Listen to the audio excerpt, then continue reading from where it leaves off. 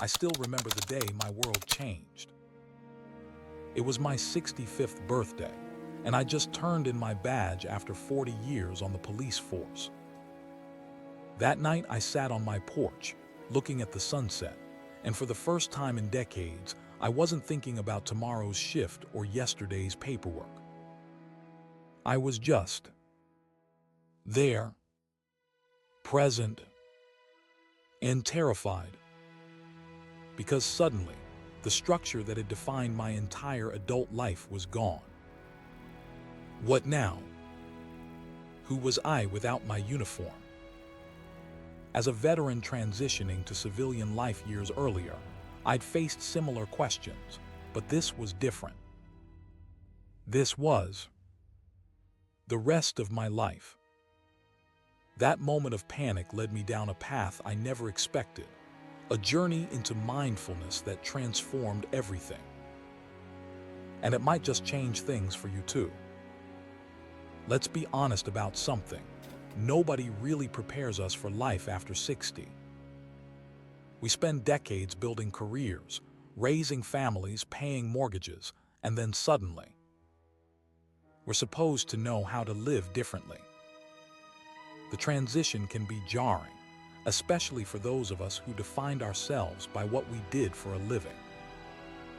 When I left the force, people kept asking what I was going to do with all that free time, as if time was the issue. The real question was what I was going to do with myself, with my identity, my purpose, my sense of belonging in the world. I'm not alone in this experience. Many of the seniors I've interviewed for this channel describe similar feelings of displacement. One gentleman, a retired surgeon named James, told me, "I went from saving lives every day to wondering if I still mattered at all." Another woman, a former teacher, said she felt like she'd become invisible after retirement. For veterans especially, this transition can mirror the challenges of leaving military service. That sense of brotherhood, of clear mission and purpose, it's hard to replace. And society doesn't always make it easier. We live in a culture that often equates productivity with worth, that celebrates youth over experience, that treats retirement as an ending rather than a new chapter. But here's what I've learned. This transition, while challenging, also offers us something precious: the opportunity to rediscover ourselves beyond our roles and responsibilities. And mindfulness can be the key that unlocks this door. When I first heard about mindfulness, I rolled my eyes. It sounded like New Age nonsense to me, something for yoga studios and people with too much time on their hands. Not for a practical, no-nonsense guy like me who'd spent his life dealing with hard realities. But I was wrong.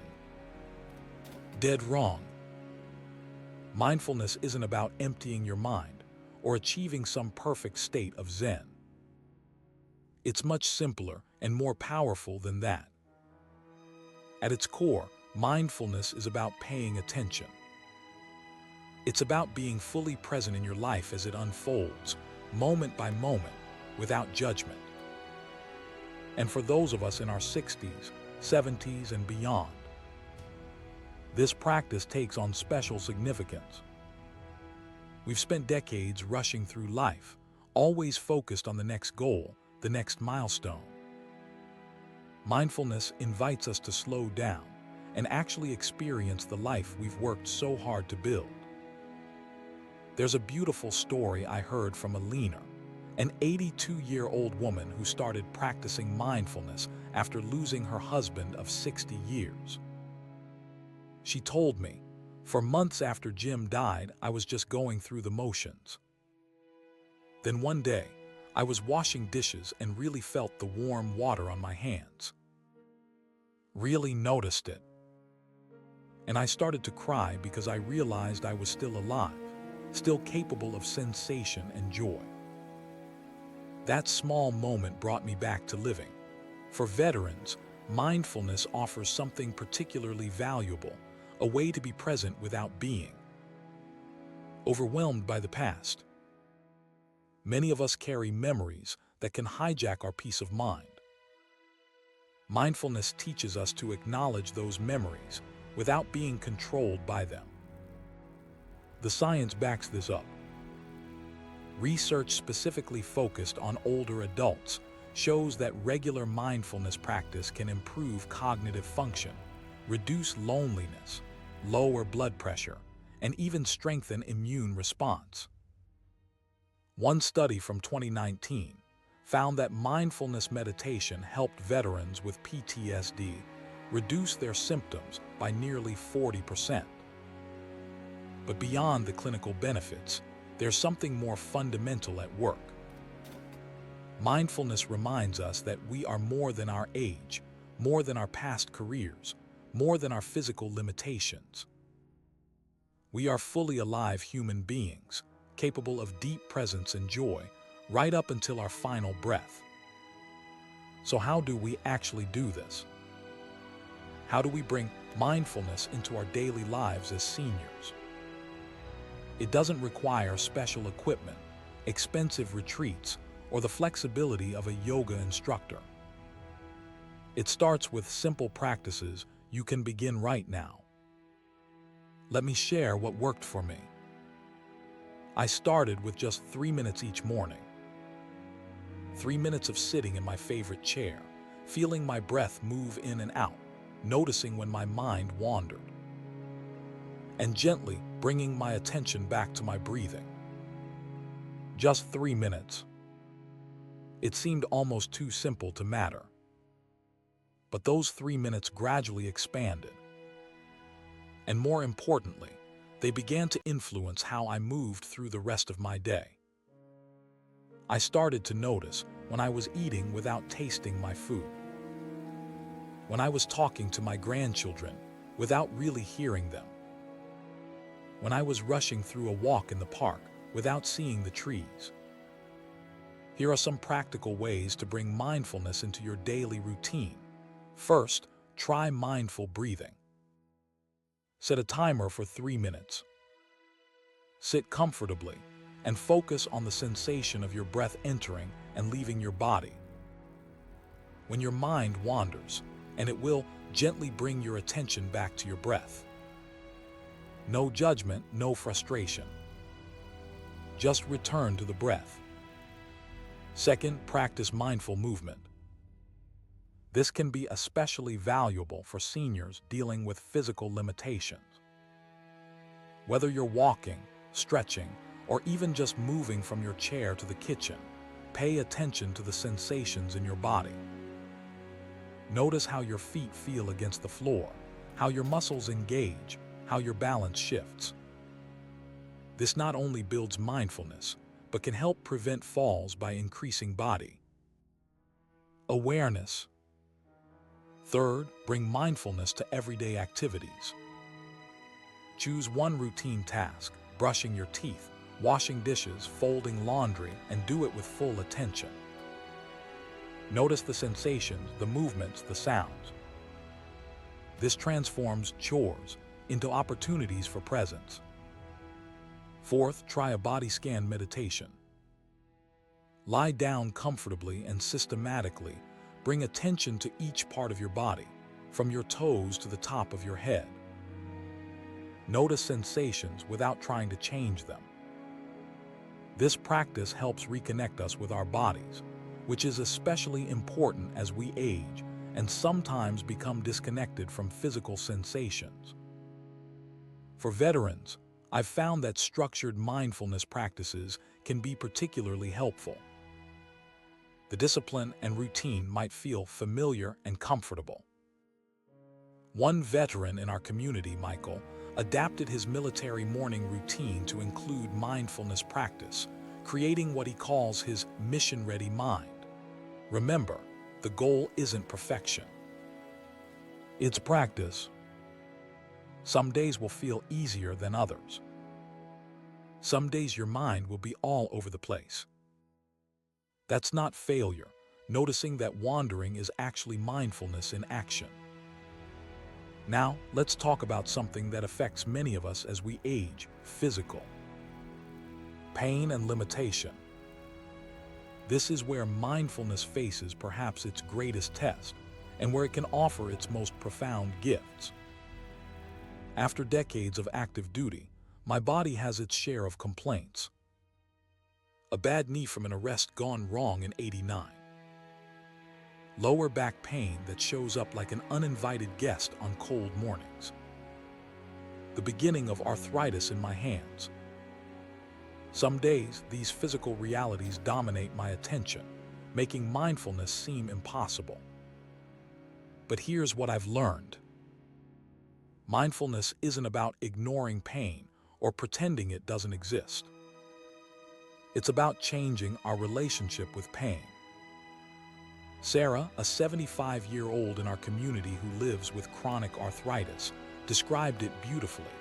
Before mindfulness, my pain was like a prison. Now it's more like weather, sometimes stormy, sometimes clear, but always changing and never the whole of who I am. Research supports this perspective. Studies show that mindfulness can reduce the perceived intensity of chronic pain by helping us separate the physical sensation from the emotional suffering we add to it. By observing pain with curiosity rather than resistance, we often discover that what we call pain is actually a complex mix of sensations that fluctuate moment by moment. For veterans dealing with old injuries or service-related pain, this approach can be especially valuable. The military taught us to push through pain, to ignore it, to overcome it with sheer willpower. Mindfulness offers a different strategy, one that acknowledges pain while preventing it from defining our entire experience. Here's a simple practice I use when pain flares up. I close my eyes and get curious about the sensation. Where exactly is it located? Does it have a shape, a color, a temperature? Is it constant or does it pulse? By observing with this kind of detailed attention, pain often transforms from a solid, overwhelming experience into something more fluid and manageable. And on days when pain or physical limitations feel overwhelming, that's when I remember to be mindful of kindness toward myself. To acknowledge that this is hard. To remember that struggling against reality only creates more suffering. Because here's the truth that mindfulness continues to teach me. While I can't always control what happens to my aging body, I can choose how I respond to it. And that choice makes all the difference in the quality of my days. One of the greatest challenges of aging, one that we don't talk about enough, is loneliness. As we retire, as friends and family members pass away or move, as mobility becomes more limited, many seniors find themselves increasingly isolated. I experienced this firsthand after retirement. The daily camaraderie of the precinct was suddenly gone. The regular interactions, the inside jokes, the sense of belonging to something larger than myself, all vanished overnight. And while my family was loving and present, there was still a hole in my social life that needed filling. Mindfulness led me to community in unexpected ways. First, it helped me become more present in my existing relationships. I realized how often I'd been physically present but mentally absent with my wife, my children, my grandchildren. By bringing full attention to our time together, these relationships deepened and became more fulfilling. But mindfulness also connected me with new people. I started attending a meditation group at the local community center. Just once a week, sitting quietly with others, followed by tea and conversation. The group was diverse, different ages, backgrounds, life experiences, but united by a common practice and intention. What struck me most was how quickly authentic connections formed. Without the usual social masks and small talk, we shared our real experiences, our struggles with practice, our insights, our questions. One morning, I found myself discussing the nature of impermanence with a young woman going through cancer treatment and a retired math professor dealing with early Parkinson's. The age gaps melted away. We were just human beings exploring life together. For veterans in our community, mindfulness groups have provided a special kind of connection. There's something powerful about sitting in silence with others who understand military experience without needing to discuss it explicitly. One veteran told me, "In the mindfulness group, I don't have to explain myself. We're all just breathing together, and somehow that creates more understanding than hours of conversation." If you're interested in finding community through mindfulness, here are some places to start. Look for meditation groups at senior centers, libraries, or community centers. Many are free or low cost and welcome beginners. Check with local VA centers or veterans organizations, which increasingly offer mindfulness programs specifically for veterans. Explore online communities and virtual meditation groups. These can be especially valuable for those with mobility challenges or those living in rural areas. Consider faith-based mindfulness programs if you're connected to a religious community. Many traditions have contemplative practices that align with mindfulness principles. Start small with a friend or two who might be interested in learning together. You don't need an official group to create community around this practice. The beauty of mindfulness community is that it's built on presence rather than performance. You don't need to be good at anything, accomplish anything, or impress anyone. You just need to show up as you are, with a willingness to be present. And in a world that often makes seniors feel invisible or irrelevant, that kind of acceptance is precious indeed. Now I want to talk about something that many people avoid discussing, but that becomes increasingly present as we age: our mortality. The awareness that our time is limited. The reality that one day our lives will end. In our youth-obsessed culture, death is often treated as a failure, something to be denied or fought against at all costs. But what if we could approach it differently? What if mindfulness could help us face our mortality not with fear, but with acceptance and even wisdom? I remember a conversation with Robert, an 88-year-old former college professor who's been practicing mindfulness for decades. He told me, young people think accepting death means giving up on life. It's actually the opposite. When I truly accepted that my time is finite, every day became more precious. I stopped postponing joy. I stopped waiting to live. This has been true in my own experience as well. There's nothing like awareness of mortality to cut through the trivial concerns that often consume our attention. Traffic jams, minor slights, petty annoyances, they fall away in importance when held against the backdrop of a finite life. For many veterans, mortality isn't an abstract concept. It's something many of us have faced directly, whether in combat or through the loss of comrades. This intimate knowledge of life's fragility can be both a burden and a gift. Mindfulness helps us hold these experiences with compassion rather than fear. Practically speaking, how does mindfulness help us face mortality?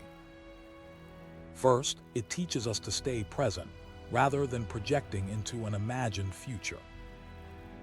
Much of our fear around death comes from catastrophizing about how it might happen or worrying about what comes after. Mindfulness brings us back to this moment where we are still very much alive. Second, mindfulness practices help us distinguish between physical sensations and the stories we tell about them.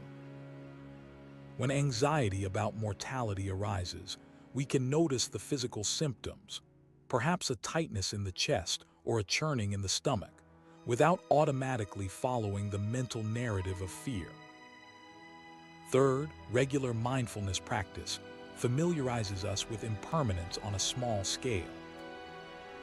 We observe how sensations, thoughts, and emotions arise and pass away naturally. This develops our capacity to accept the larger impermanence of life itself. One simple practice I've found helpful is contemplating the natural cycles of beginnings and endings all around us. The changing seasons, the rising and setting of the sun, the inhale and exhale of each breath.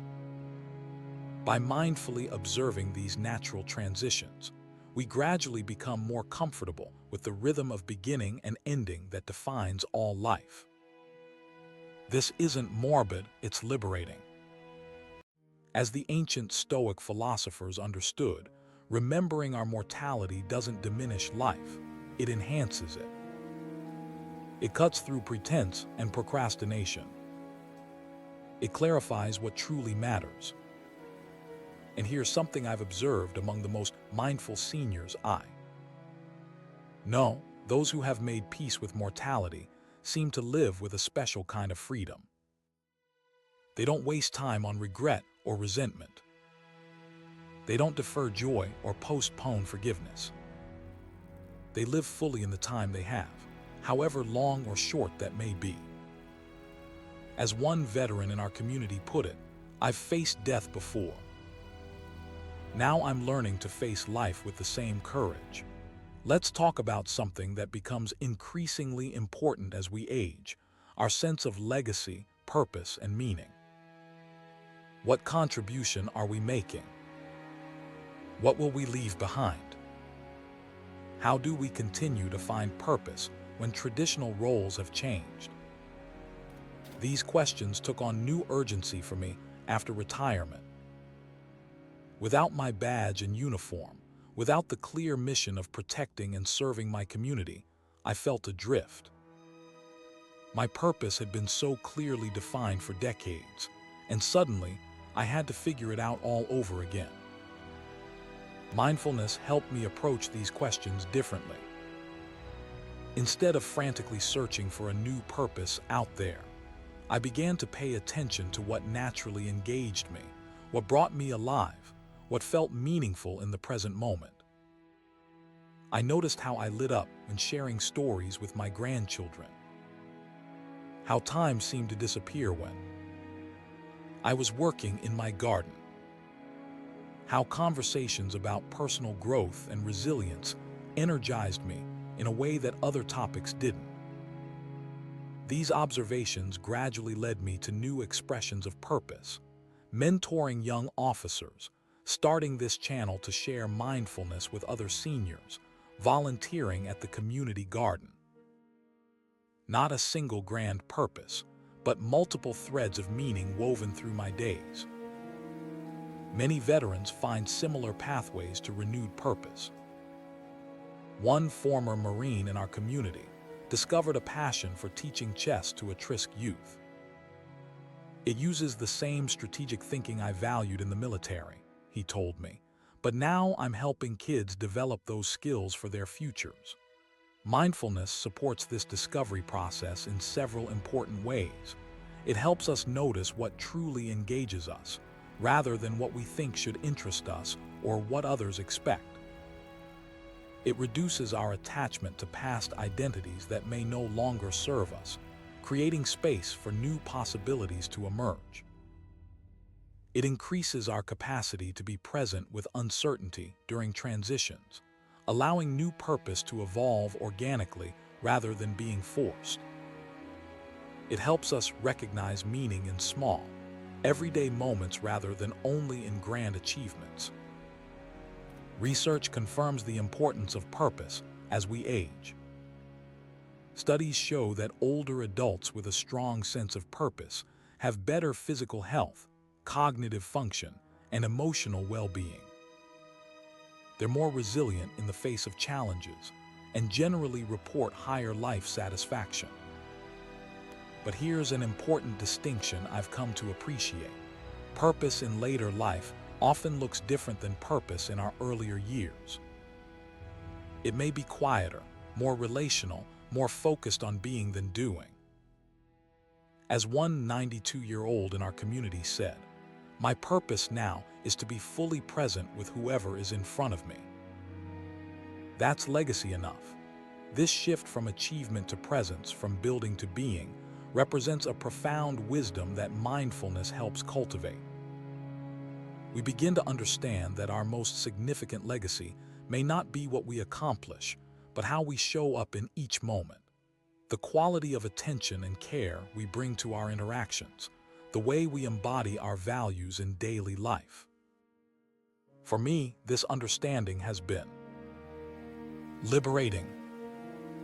I don't need to save the world or make headlines to have purpose. My mindful presence itself, with my family, my community, even with strangers I encounter, is a meaningful contribution. And yours is too. As we come to the end of our time together today, I want to circle back to where we started. That moment on my porch when I felt lost without my uniform, without my familiar identity. If I could go back and speak to myself in that moment, I'd say this: the road ahead has challenges, no doubt. There will be days when your body hurts, when losses accumulate, when purpose seems elusive. But there is also the possibility of a richness to this chapter that you cannot yet imagine. A deepening of presence, a shedding of what no longer matters, a clarity about what does. Mindfulness isn't a magic solution to the challenges of aging. It won't stop time or reverse physical changes. What it offers instead is a way to be fully alive within those changes, to experience the sweetness of ordinary moments, to meet difficulties with greater ease and resilience, to connect authentically with others and with ourselves. I've shared my journey today not because it's exceptional, but because it's not. So many seniors and veterans in our community have discovered similar transformations through mindfulness practice. Their stories fill me with hope about what's possible in this stage of life. If something in this conversation has resonated with you, I invite you to take one small step. Maybe it's trying that 3-minute breathing practice tomorrow morning. Maybe it's bringing full attention to one everyday activity. Maybe it's joining us for one of our online meditation sessions. You'll find the schedule in the description below. And if you're already practicing mindfulness, consider sharing your experience with someone else who might benefit. Our wisdom and experience are needed in this world. Our capacity for presence is a gift we can offer. I'd love to continue this conversation in the comments. What challenges are you facing in your own journey? What mindfulness practices have been most helpful to you? What questions do you have? Thank you for spending this time with me today. Until next time, may you meet each moment with kindness and awareness. This is Mindful Moments, where every age is the right age to live fully.